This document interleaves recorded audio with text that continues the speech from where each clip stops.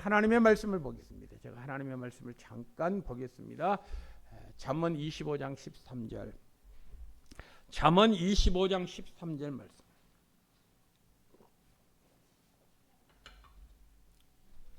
잠언 25장 13절 말씀입니다. 이 계시된 하나님의 말씀을 제가 봉독합니다. 충성된 사자는 그를 보낸 이에게 마치 추수하는 날에 얼음 냉수 같아서 능히 그 주인의 마음을 시원하게 하느니라. 아멘. 여러분, 요즘 날씨가 무척 덥습니다. 뉴스를 들어보니까요, 114년 만에 무더위랍니다. 기상 관측 이래 월요가 가장 덥답니다. 34, 5도 이상의 날씨에서 야외에서 일하는 것이 힘들고 큰 고통입니다. 제가 오늘 일부 예배를 드리기 위해서 교회에서 잠깐 기도하고 2층에 올라갔습니다. 2층에 올라가서 주방 식당에 딱 들어가 보니까 37도를 가리키고 있었습니다. 얼마나 더운지. 여러분, 야외에서 일하신 분들 특별히 열사병 조심하시기 바랍니다. 나이 드신 분들 건강 조심하시기 바랍니다. 저녁에도 열대야로 인해서 밤잠을 제대로 잘 수가 없습니다. 저도 밤잠을 설치다가 새벽에 일어나려고 하면 몹시 힘이 듭니다.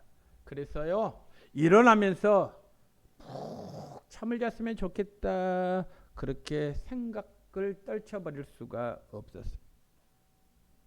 여러분, 이러한 때 정작 우리에게 필요한 것이 무엇이 있습니까?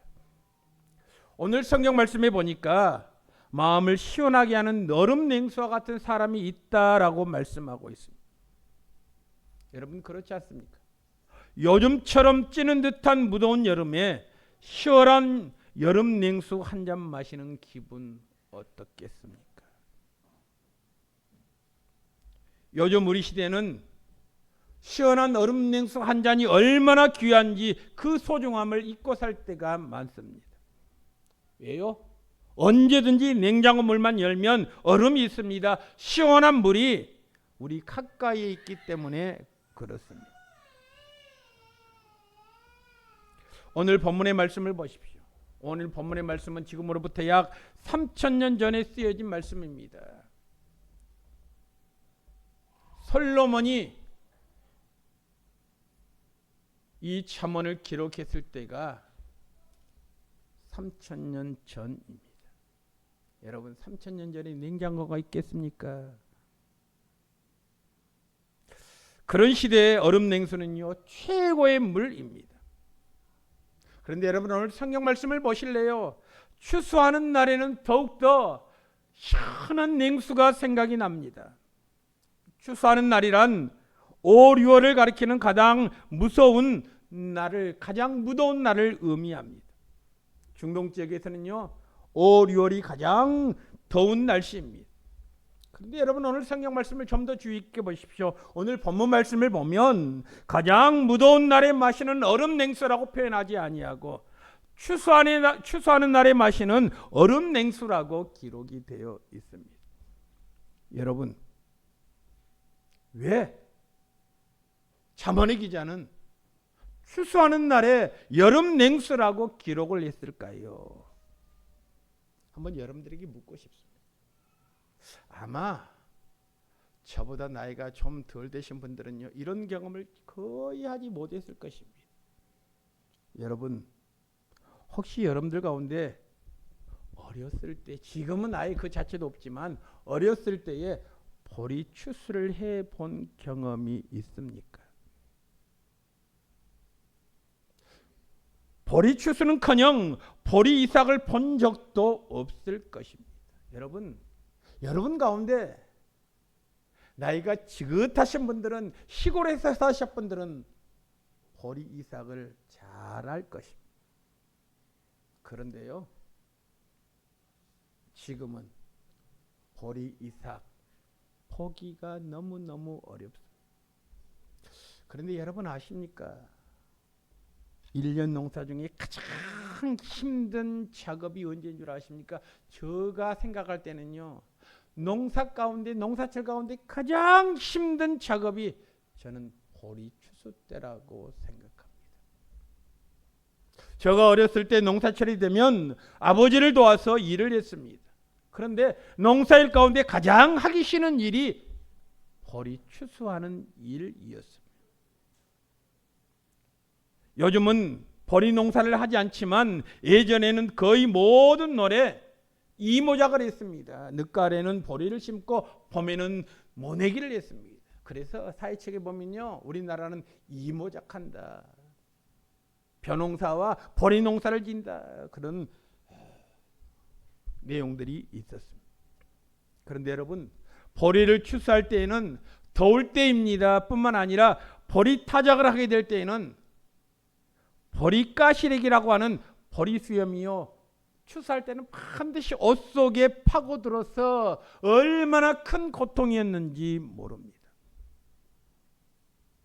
올 하순 뜨거운 태양 아래에서 일하면 자연스럽게 몸에 땀이 납니다. 땀이 흐르는 몸에 파고든 가시래기, 여러분 몸에 쫙 달라붙어서요, 바람이 불어도 떨어지지 않습니다. 그 가시가 몸 등짝에 딱 붙어 있으면 가렵습니다. 아픕니다. 긁어도요, 긁을 수가 없습니다. 그건 아마 추수하는 사람들의 큰 고통이 보리 추수 때의 그 고통이었을 것입니다. 여러분, 오늘 성경 말씀을 보십시오. 뭐라고 말씀하고 있는 줄 아십니까? 추수하는 날이라고 했습니다. 여기서 추수하는 날이란 단순히 무더울 때만을 가리키는 것이 아니라 힘들고 고통스럽게 추수하던 때를 말하고 있습니다. 한편으로는 추수하는 기쁨이 있습니다. 그러나 그 기쁨을 위해서 무더운 여름 날씨에 포리추수를 할 때 겪게 되는 그 고통은요, 감내해야만 해요. 그 고통을 겪어야만이 비로소 결실할 수 있기 때문에 그렇습니다. 바로 그런 때에 시원한 얼음 냉수 한 잔, 세상 그 무엇으로도 비교할 수 없는 것 아니겠습니까? 솔로몬 시대에도 뜨거운 여름에 얼음을 먹었다라고 하는 문헌이 있습니다. 오늘 성경이 나오지 않습니까, 여러분? 시원한 얼음 냉수. 솔로몬의 왕궁에는 얼음이 있었습니다. 얼음을 어떻게 생겨난 줄 아십니까? 우리나라에서 가장 높은 산은 백두산입니다. 2844m이죠. 이스라엘에서 가장 높은 산은 헬몬산입니다. 2814m입니다. 이 헬몬산은 만년산입니다. 만년 눈으로 덮여 있는 산입니다. 만년설에서 채취한 얼음을 잘 보관했다가 그것을 물이나 음료수에 타서 물을 시원하게 마셨습니다. 물론 솔로몬 왕궁에서는 얼음 냉수를 마실 수 있었습니다. 그러나 평민들은요, 얼음 냉수는 꿈도 꾸지 못하는 물 아닙니까? 오늘 본문 말씀을 보십시오. 13절 말씀을 보면 솔로몬은 바로 그러한 무더운 여름에 먹는 시원한 얼음 냉수 이야기를 하면서 그것을요, 사람에게 지금 비유해서 설명하고 있습니다. 자, 그렇다면 어떤 사람이 무더운 여름철에 시원하게 마시는 얼음 냉수와 같은 사람이라고 말씀하고 있습니까? 오늘 13절 말씀 보십시오. 어떤 사람이 추수하는 날에 얼음 냉수 같아서 주인의 마음을 시원하게 하는 사람이라고 성경은 말하고 있습니까? 충성된 사자라고 밝히고 있습니다.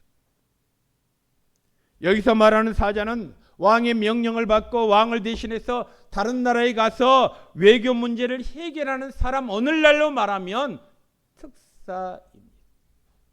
여러분, 요즘 나라와 나라 사이에 어려운 문제가 생기면 대통령은 자신이 갈 수 없기 때문에 특사를 보냅니다. 어떤 사람을 특사로 보냅니까? 가장 신임할 수 있는 사람을 특사로 보냅니다.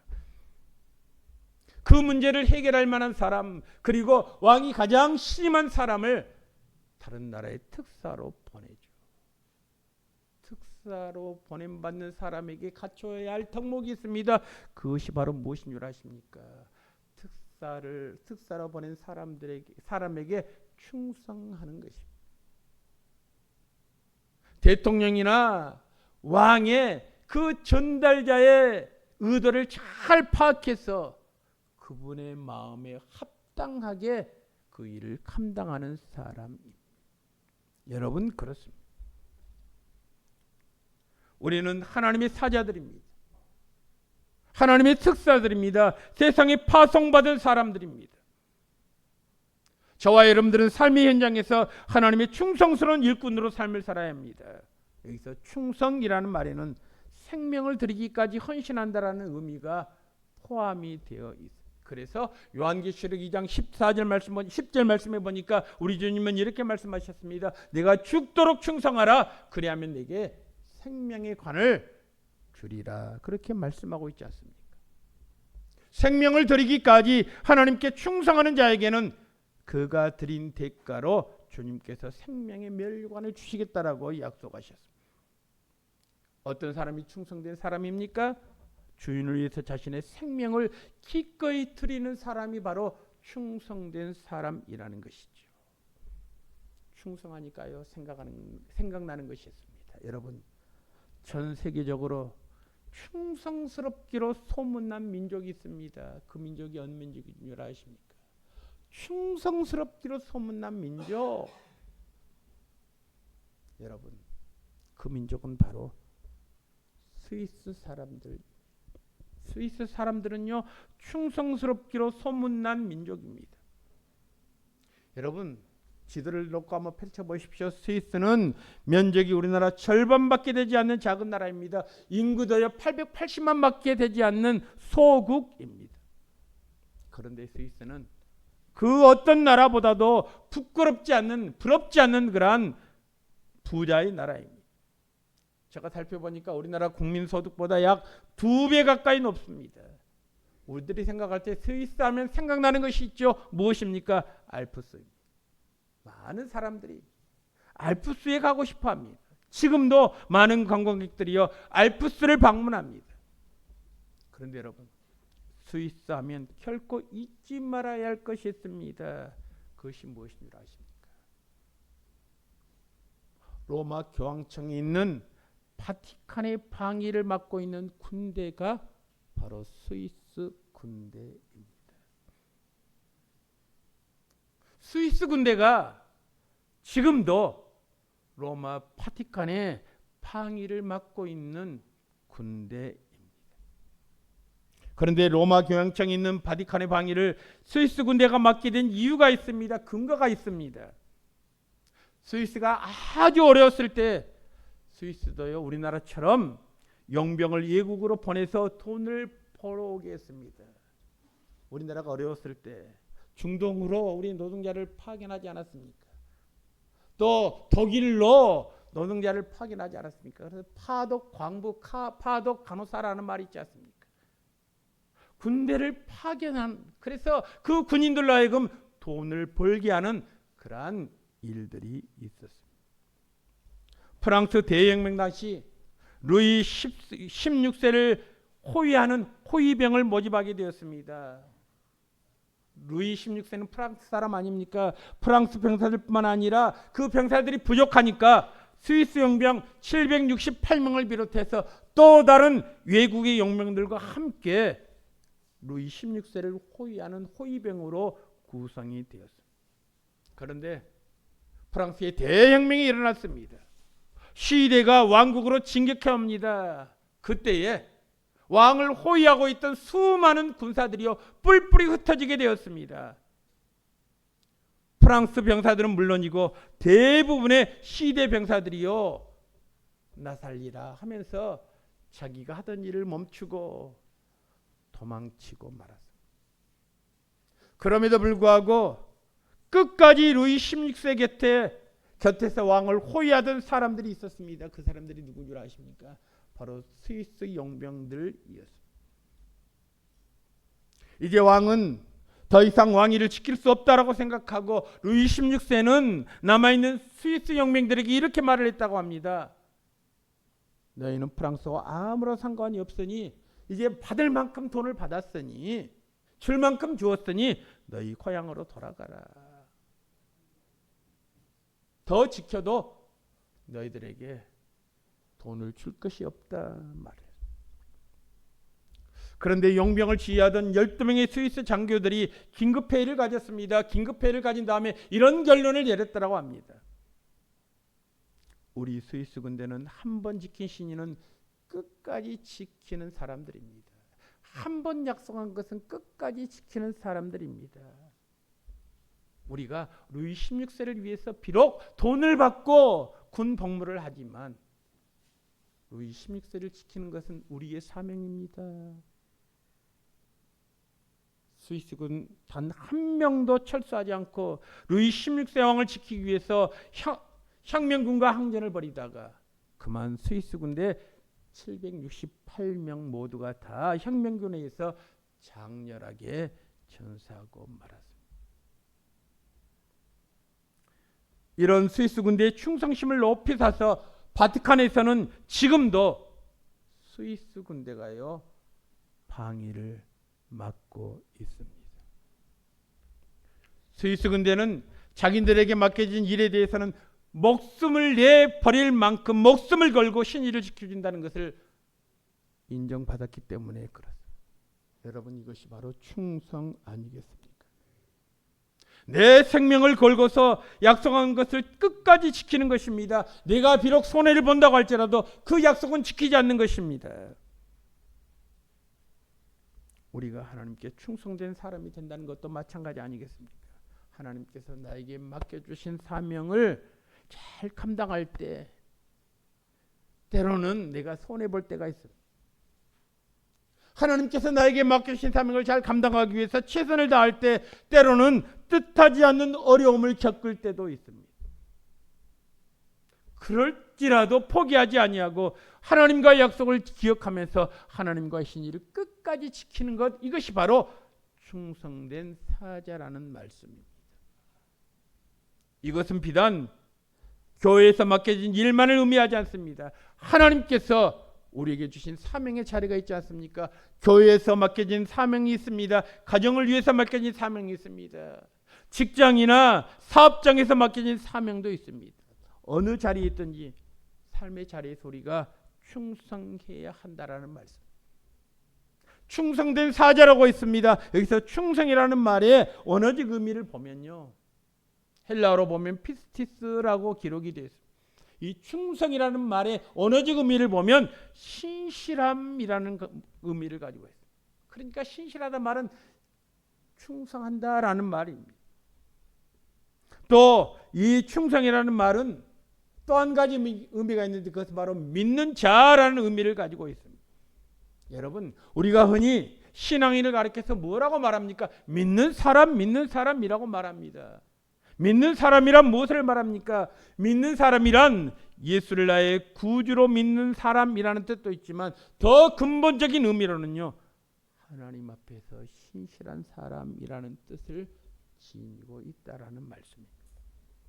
여러분, 저와 여러분들이 세상 사람들에게 믿는 자라고 자부하기 위해서는요, 나의 삶에서 신실함이 있어야 합니다. 정직함이 있어야 합니다. 하나님과 사람들에게 신실해야 합니다. 약속은 내가 손해본다 할지라도 반드시 지켜야 합니다. 사람들이 우리를 보면서 저 사람은 믿을만해 말할 수 있는 사람이 되어야 믿는 사람이라고 할 수 있습니다. 그러므로 충성된 사람은 오늘 내게 주어진 일에 대해서 최선을 다하는 사람입니다. 하나님께서 내게 주신 삶의 현장에서 대충 하는 사람은 결코 충성된 사람일 수가 없습니다. 별로 중요하지 않다고 대충하고 중요한 일에만 열심히 하는 사람은 충성된 사람이 아니지요. 주님께서 말씀하시지 않았습니까? 내가 적은 일에 충성하였으며 내가 많은 것으로 내게 맡기리니 내 주인의 즐거움에 참여할지어다. 여러분, 참 의미 있는 말입니다.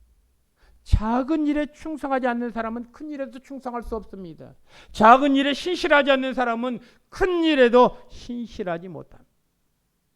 작은 일을 어떻게 하느냐를 보면 그가 큰 일을 해낼 수 있는 사람인지를 알 수가 있습니다. 그런데 우리는 사소한 것을 무시합니다. 큰 일만 찾아서 하려고 합니다. 그것이 우리의 문제 아닙니까? 예수님께서 마태복음 25장에 보면 양과 염소의 비유의 말씀을 하셨습니다. 양과 염소의 비유에서 마지막 때에 주님께서 모든 사람들을 불러서 양과 염소를 나누신다라고 말씀하고 있습니다. 양과 염소를 구분한 후에 오른쪽에 있는 양들에게 주님께서 이렇게 말씀하십니다. 한번 잘 들어보십시오. 오른쪽에 있는 양들에게 이렇게 말씀하십니다. 너희는 내 아버지께 복을 받을 자들이다. 그러면서 이렇게 말씀하십니다. 내가 추릴 때 너희가 먹을 것을 주었고 내가 목마를 때에 너희가 마시게 했고 내가 나그네 되었을 때 너희가 나를 영접했다. 내가 헐벗었을 때에 너희들이 나에게 옷을 주었다. 병들었을 때에 너희들이 나를 돌보았다. 내가 옥에 갇혀 있을 때 너희들이 나를 찾아왔다. 그 말을 들은 사람들이요, 자기들은 주님께 그렇게 해드린 일이 없더라고 생각했습니다. 그래서 주님께 묻습니다. 주님, 우리가 언제 주님께 그런 일들을 했습니까? 우리가 아무리 생각해도 주님 앞에 그런 일을 한 적이 없는 것 같은데요. 그때 주님께서 뭐라고 말씀하신 줄 아십니까? 아주 의미심장한 말씀을 하셨습니다. 너희가 여기 내 형제 중 지극히 작은 자 하나에게 한 것이 곧 내게 한 것이다.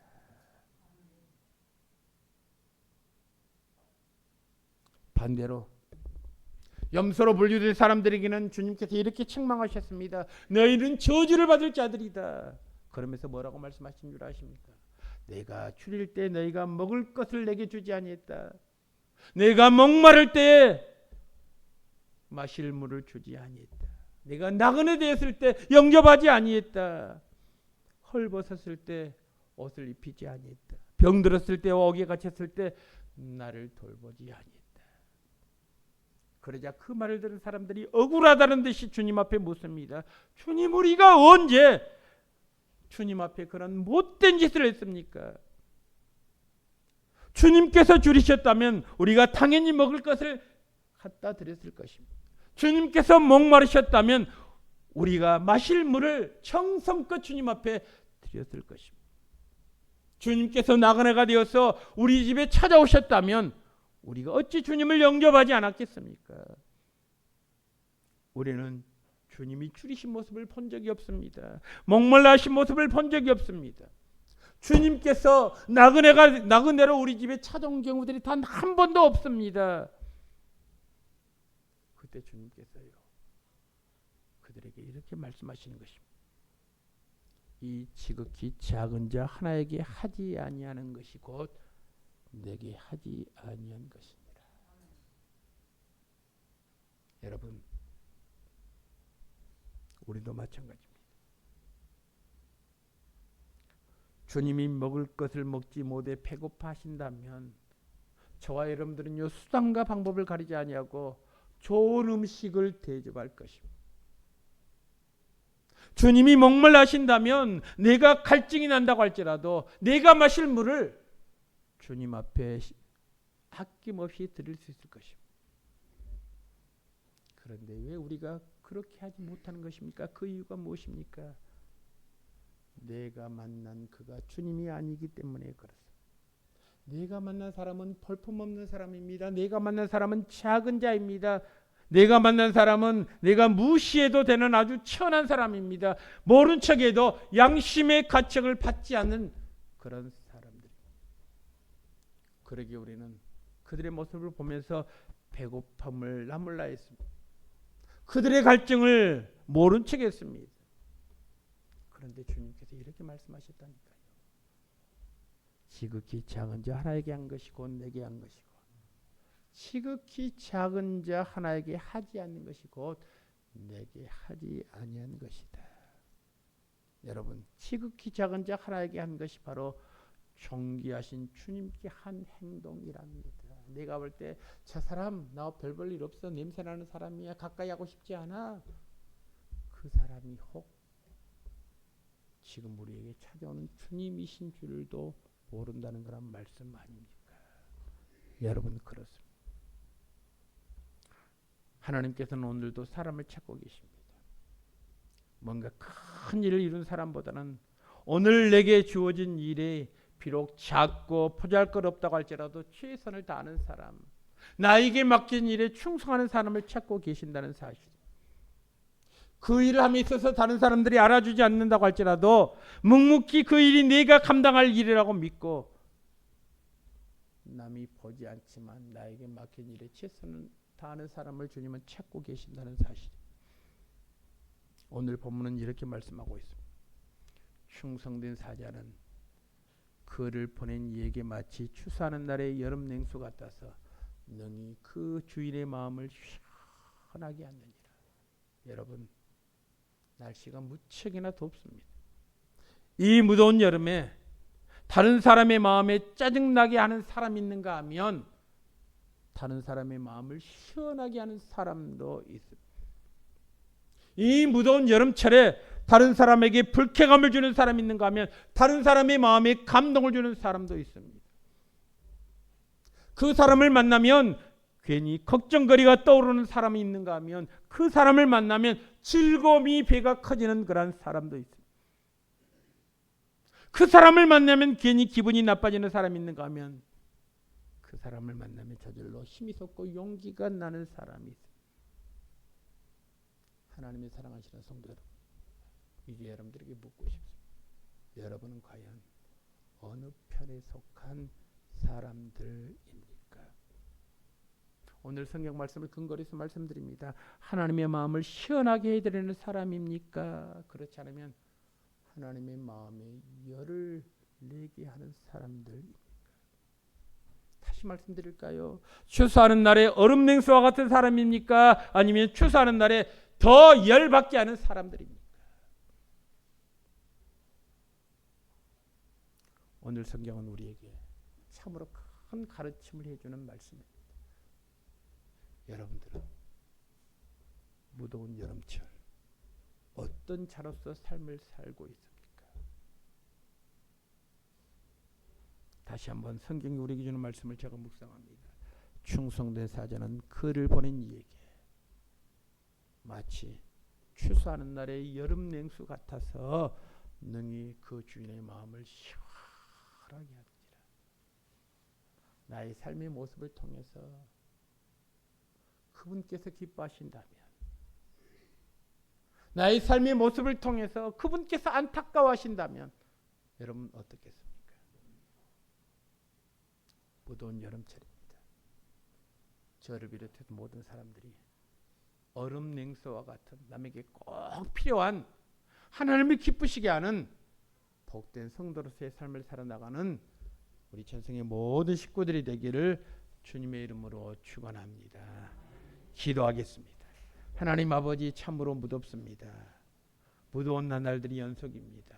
이때 생각나는 것이 있습니다. 얼음 냉수입니다. 무대에 지쳐있을 때 시원한 냉수 한 그릇 얼마나 우리의 속마음을 시원하게 합니까? 우리가 주님을 믿는 자녀로서 하나님의 마음을 시원하게 하는지, 더 나아가서 하나님의 마음에 더 열을 받게 하는지 우리 자신을 돌아보는 복된 시간들 되게 하여 주옵소서. 그리함으로 말미암아 나의 삶의 모습을 통해서 선한 영향력이 다른 사람에게 전파되는 놀라운 은혜가 있게 하시고, 주의 능력 안에서 우리가 삶을 살아나가는데 부족함이 없는 복된 자로서의 삶을 우리가 살게 하여 주옵소서. 모든 말씀을 우리 주 예수 그리스도 이름으로 기도드리옵나이다. 아멘.